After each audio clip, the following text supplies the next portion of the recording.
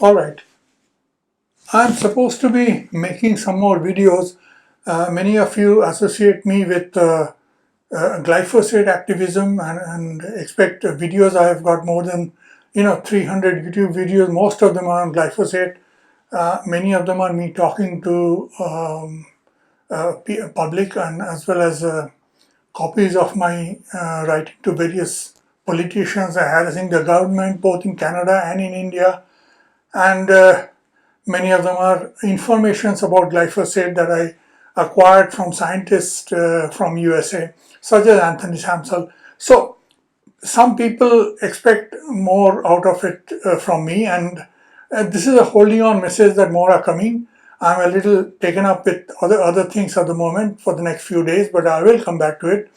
What is in the pipeline, apart from my personal issues, is probably one video on India's this pollution crisis, which has to do with burning of stubbles in the rice fields across around Delhi in the northern part of India. I have some opinion about it. I don't see it being covered by the media. It has something to do with industrial farming, and it has a very bad side effect that has cropped up. And this is to do with the policies of the agriculture policies of the government of India, which appears to be borrowed from the West, and it's not always the best thing to borrow from someone else without fine-tuning it to suit your requirement, your condition. So this is one that is, I don't see it being covered, and it has some relevance to glyphosate, but not completely. And I will cover it since I don't see others. There are experts in India who know about it, but I don't see it coming yet. Some of them are employed by the government and they know about it, but they would rather not, associate their names with criticism because, they might lose their job and so on. Anyhow, that's one I'll cover. There's another one on glyphosate itself. I'm waiting for another interview or two with some scientists, and they will tell you more about how glyphosate essentially wrecks, screws up, devastates at a cellular level all the 7 kingdoms of life. If you don't know what are the 7 kingdoms, it starts from bacteria, ends with animals. You can check up on Google.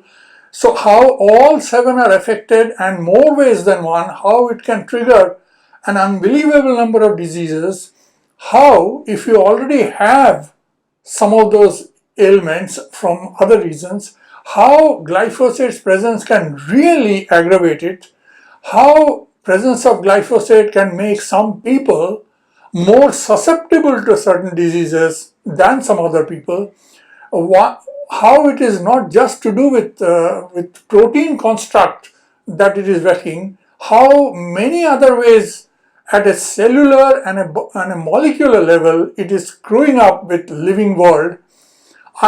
I will cover some of it, and that more are coming. Papers are being written. They have not been published, not by me, by scientists. I'm a messenger, and that will be coming maybe next week, next week.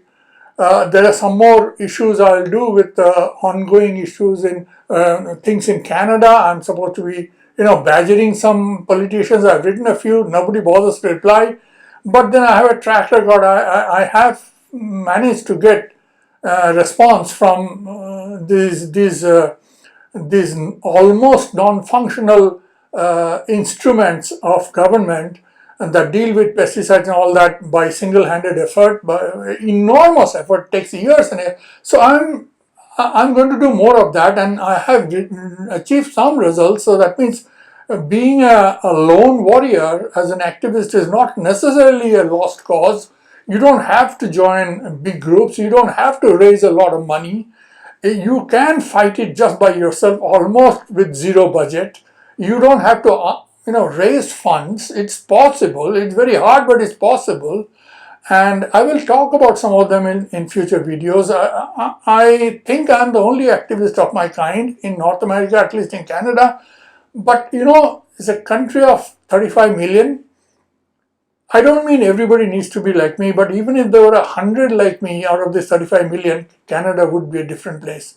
I'm 70 years old. I'm trying to get more people to even if I get one guy to go at it alone, it's not that he has to go at it alone. The problem is the compromises you have to do if you join up with groups, if you start raising funds, the conditions that you put in if you join groups, the conditions you put, so much of your freedom of choice and thinking is taken away from you. Don't do this, can't do that, this you're not allowed to do, that, blah, blah, blah, and then you're sidetracked and sidetracked and sidetracked, and eventually after 5 years of enormous amount of effort, you find the effort and money has gone and you didn't achieve the result you wanted, but you didn't even try what would have happened if you went alone and just tried. There are people who are going alone, not exactly in my way. They have received remarkable success. It's an untold story that there is room for individual activists without the need